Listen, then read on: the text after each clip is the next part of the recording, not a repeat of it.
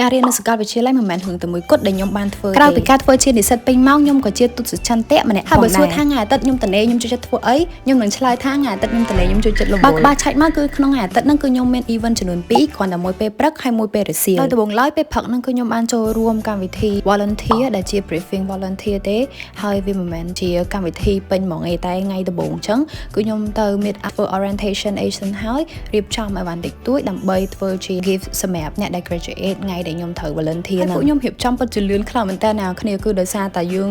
មានការជួយគ្នាម្នាក់ម្ដាយម្នាក់ម្ជើងអញ្ចឹងទៅធ្វើឲ្យឆាប់ហើយចំពោះពេលព្រឹកកម្មវិធីខ្ញុំគឺចប់ហើយខ្ញុំក៏បានរៀបចំទៅកម្មវិធីមួយទៀតនៅពេលរសៀលគឺនៅក្រសួងរៀបចំដែនដីនគររូបនីយកម្មនិងសំណង់នេះគឺជាលើកទី1ហើយដែលខ្ញុំបានឃើញសំណង់ស្ថាបត្យកម្មមួយហ្នឹងបរិវេណខាងក្នុងវិញខ្ញុំឃើញទ្វារឡងប្រព័ន្ធណានៃហ្មងហើយអ្នកទាំងអស់គ្នាសូម្បីតែរូបអីអញ្ចឹងក៏ធំដែរមកនៅក្នុងកម្មវិធីហ្នឹងគឺរៀង on time ដោយសារតែពេលហ្នឹងគឺយើងមករៀងតាន់ដែរប៉ុន្តែវារៀងក្តៅបន្តិចហើយមនុស្សច្រើនខ្លាំងមែនតើអ្នកទាំងគ្នាគឺការចូលរួមពីសំណាក់អ្នកដែលគាត់បានមកប្រឡងហើយប្រឡងជាប់ទទួលមេដាយក៏ដូចជាទទួលពានរង្វាន់អីផ្សេង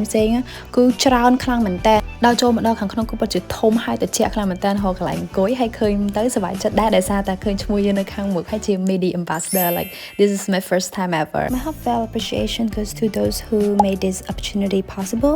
and allowed me to contribute as a media ambassador មើលអ្នកទាំងគ្នាស្អាតណាស់គ្នាចំពោះខ្ញុំស្អាតដោយសារតែវាស៊ីគ្នាជាមួយនឹង background ខាងក្រោយចឹងថតមួយទៅ